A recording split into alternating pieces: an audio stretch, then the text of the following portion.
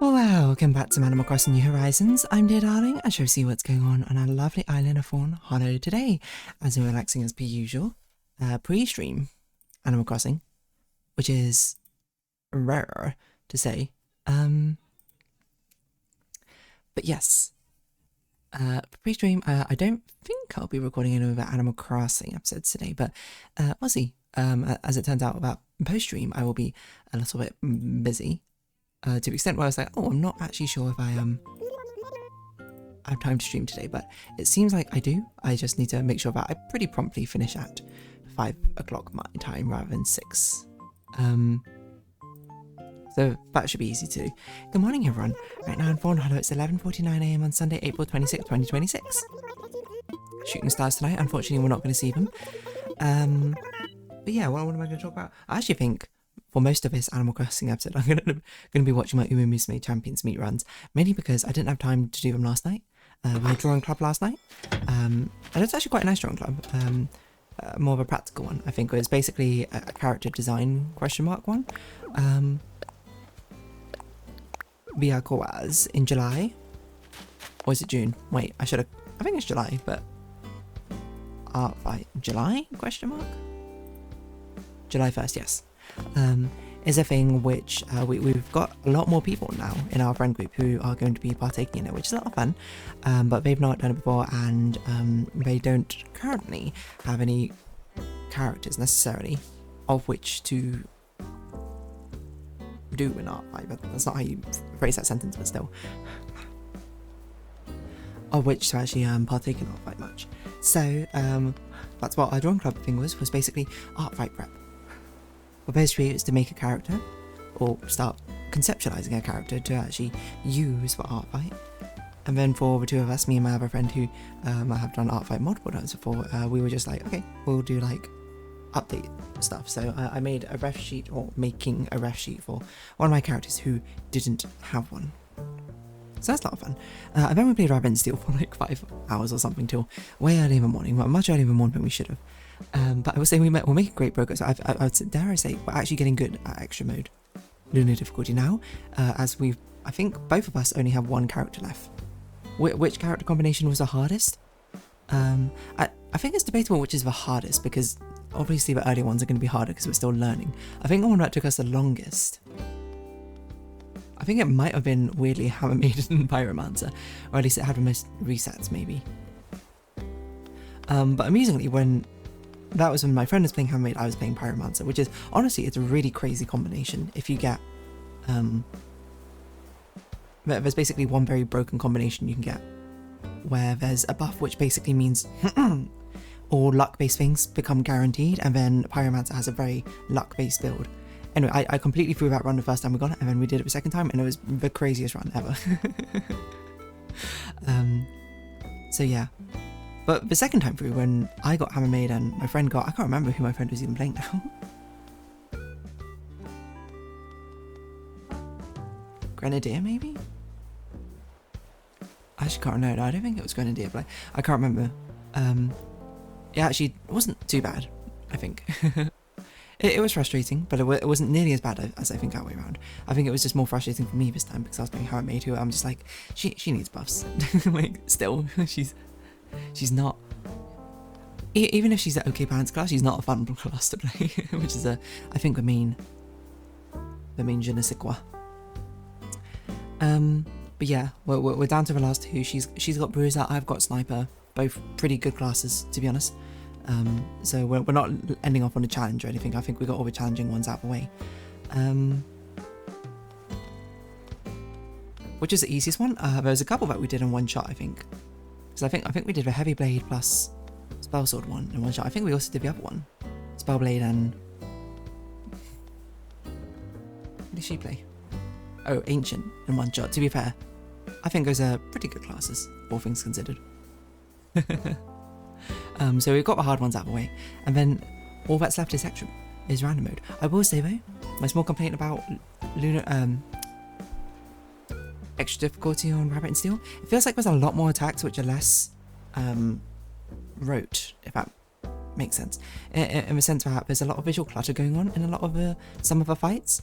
Intentional in some, which I think works, and then maybe less intentional in the others, just more of a consequence of a mechanic, which make it, like, I think there's a stronger focus on being reactive to the attacks, because there's a lot of attacks in the normal mode where it's like once you've seen them, you know exactly what you need to go, like it's almost like a set pattern every time. There'll be small variations that you need to make. You need to be a lot more reactive in extra mode, but I think in some of the attacks they don't really give you a lot of time to do so, and some of the and especially with like the combination of DPS checks and the fact that you can't reroll your items certainly makes it rather, I think, annoying. But I don't know, Milo's got his vision for the game and I don't want to go against that. That's just my own personal experience. So, yes.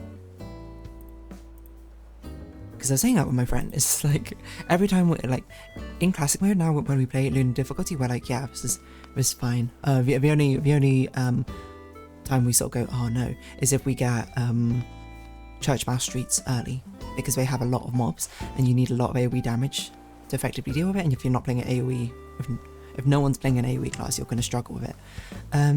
But that only matters like when you get them early on, and then you might not get them at all. I think with the extra mode difficulties, I think every single route has a boss where we're just like, ugh. You know?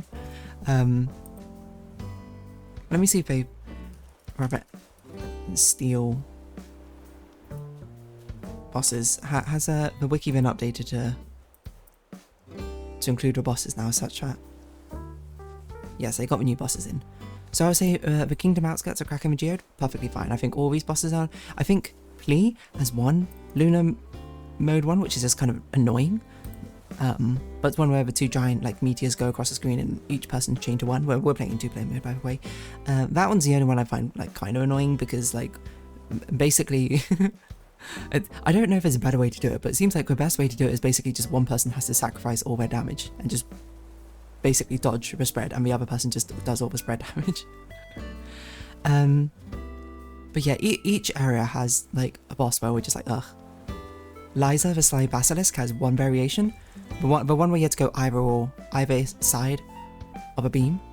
You either had to like spread out or group up on one side of a beam, do that, and then you had to go to the other side of a beam and do the same while the lasers are spinning around. The thing is, what I'm finding with a laser thing, is that sometimes it doesn't give you enough time. It really doesn't give you enough time sometimes.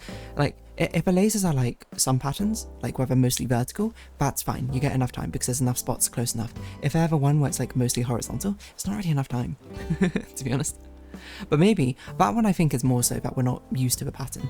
Because I can, talking aloud, I can see it like sort of, oh, you sort of, both of you need to sort of stand in the middle and then group up on one side. But then it's like, if you ever spread out and then it becomes a horizontal one and you're forced to one side, if you pick the wrong side, then and you're slow enough class, and so be it. Flame Beast Taurus is completely fine, in fact too easy. ACNH I think is a great fight, and also perhaps on the easier side. Once she feels like the most base core game boss, because it's sort of thing like once you know the mechanic, it's easy. It's just like you just execute like that. Farah is probably one of the most annoying final bosses, mainly because she has an insta-kill mechanic, which I find incredibly frustrating. Because it's just too tense, you know? And weirdly enough, if it was... My suggestion for it is to make it double damage, which is effectively the same thing unless you're on full HP. But I don't know, in my mind it feels fairer, because there's nothing worse than going into that fight with like 3 HP, or even if like buffed 4 or 5 HP, and then you make one small slip up and that's a 5 HP loss. If it was a 2 HP loss, fine, then it feels like the items and the stuff that you invested to get a defensive high HP build makes sense, and actually have a payoff. But yeah, she's also got one attack at the beginning, which is really annoying. I don't know, she just feels like the most punishing boss out of all of them by far. Atelier Aurum has Dark Beast Scorpio, which I think now we've kind of like locked into it, but it's like a really annoying fight, the screensaver battle. The one where the things sort of bounce around the screen, but I basically sort of now figured out that for the first one, it's whatever direction it's best moving in, you go to the side of the screen which is opposite that, and then you just adjust vertically, and then the second one is always somewhat close. But some of the patterns are just really, really brutal. Like we had one yesterday where it explodes directly in the corner, so you had to perfectly predict it's going to the corner, or the stop moving. It's like, I don't know. I mean, I think that one I can also see being skill diff because maybe the stop moving's at a different timing than I expect. You have more time than you expect, but whatever. Spell Manifest is a great boss fight as well. I would say. Really, really fun boss fight. Really fun to figure out. And Ashe is my favourite of the final bosses in the extra mode. I think she's fair, she's varied, and she's fun. CB's Event Subterra Sanctum is, in my opinion, we're a little bit too heavy on the AoE reliance. Like CB's Capricorn is actually completely fine. If it's a yes, I think both variations are completely fine. Rear of a Sapphire Dragon, I actually don't like. But that's also, I think, a skill diff because we just sort of vibe our way through one of the ones is like you need a 50-50 that you're on the correct side for it to actually go kind of smoothly, and the other one is, I don't know, we just basically vibe trying to dodge the attacks. I'm not actually sure what the best way to do it is. Probably you had to be very in sync dodging on the outskirts rather than in the center or something. Or one in the center, one in the outskirts. Eternal Bloom is just annoying because she's just a huge DPS check for AoE damage. But we've gotten used to her attacks now. And Mel's annoying because Mel's just extremely annoying if you're playing any sort of slow class or any class which slows himself down. But yeah. That's my thoughts on Rabbit and Steel Extra mode. I still think it's really great. I think it's a fun time, and I think going into random mode is going to be good. Because then we're going to be interweaving. We're not going to be seeing some of the annoying boss fights as often. Because I think that's also the thing, because the core gameplay have 5 worlds, so if you get sick of one world, it's very you're unlikely to see it every single time you do a run. This one is the same 3 worlds over and over and over again. So maybe it would have been beneficial. I'm not going to say Mino should have done this, because obviously Mino's a solo dev and that's an absurd amount of work. But if it was just like one more world, then I can see that being rather beneficial to be like, oh yeah, to sort of change things up a little bit. There's a chance that you won't see the world, which is being very frustrating to you. I actually completely forgot what I said I was going to do, because I was going to open up in Moose Mode, do my Champions Meet runs. We still got in the last 8 minutes. I guess I'm talking about extra mode in Rabbit and Steel now. I will say a lot of the items are a lot of fun though. The paint items, some of the best. I can't remember what we're called, but like the blindfold based items, which disable something and then boost damage. Amazing items, really fun. What other items are there which are quite a lot of fun? New ones.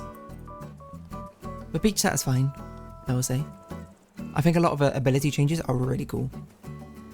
I like them because I'm basically having a lot of fun experimenting with them. I'm trying to think of like what interesting ones I had. I had an interesting one in Assassin, I can't remember what it was though. It was whatever the Opal one became, but I can't remember what it was now. I don't know. But I was like, yeah, this is kind of cool. I like that. Oh yeah, I forgot in Umemisme, I was also spectating other people's scrims for the next Champions Meet, because I wanted to see how unfeasible is it for frontrunners to win, Because that's what all the like very rigorous content creators are saying, is that frontrunners are very weak in this, because of the long final stretch where we're dueling, potential for backliners. But I'm also like, I like playing frontrunners though. But I don't like playing Chariot. I guess I dislike doing strats where one of my characters can't win, essentially. So I don't like running debuffers unless I'm really out of time. I've run them for previous Champions Meets, but that's because I wasn't as good as the game. I didn't have as much time to play. And even now I don't have as much time, but like, I figured out ways to be efficient with it. Should I watch I'll watch my rematches first, why not? Let's see the spectating. So the ones I spectated, I think the fronts have actually won a decent amount. But that's also some people haven't had properly built lates. So this one, okay, nice, got a front runner in there. We've got 2 paces, interesting. I didn't actually check if I properly built, because some people clearly don't realise that these are Champions Meet scrims, so don't have enough stamina, like this Rice Shower who only has 600 stamina, who is absolutely going to perish on this course. What is the point of this? I mean, some people are probably just doing this for fun. Because I think scrimming now for the next Champions Meet is perhaps a bit early. This person has a Marozensky with 300 stamina. I don't even know if there's much point in watching this, but we'll skip to ahead. It's going to be Christmas Ogre who's going to win. She's the only one who's properly built. Okay. Sure, why not? I want to see a proper comparison between fronts and late/ends. It's what I want. Why is it so difficult? Okay, what about you? You and debuffer late. Proper front runners? Proper front runner, it's got just enough HP, I think. This one definitely has enough HP. And ends. Okay, perfect. Perfect. We can see for real what happened. What else do I want to say about Lunar Extra Mode in Rabbit and Steel? I'm very thankful for it, and I actually genuinely think it's a lot of fun. I can't wait to get to random mode, because that's when I think the game's the best, when you just sort of go back and forth with the bosses. Well, I think that's when it's at its best, when you're used to the game at this point. And I think my opinion on it may change. I think there's a very good chance that I play some of the bosses later and then be like, oh, you know what? I was completely wrong about this boss. Turns out we just didn't know the proper way to actually deal with the boss, and now we do. Okay, we're getting to a final straight. This is perfect. Saiyan Sky at the front. She's going to get angling off, for sure. So let's see. How do late surges duel to overcome this front? Because if I find out actually the fronts are actually just good enough to win, I don't know, that measure line is really creeping up. Is she dueling? I don't think she can catch up. I think Saiyan Sky's too far ahead. I think my content creators are wrong. I think fronts are totally fine.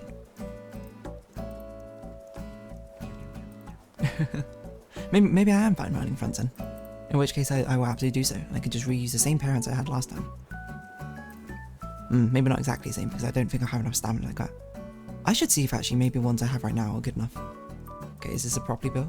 This is properly built, but has definitely enough stamina. Festival Gold City. Ooh. What's this person doing? Okay, this person does not have a good enough. This person's in a wrong match. This person? I'm not sure if has enough stamina. 800 seems a bit close for a late surger. Okay, this person is just competing against themselves. So this one's a front runner's gonna win. They're the only one with enough stamina. What's going on here? Yeah. So I'm very thankful to Mina Dev.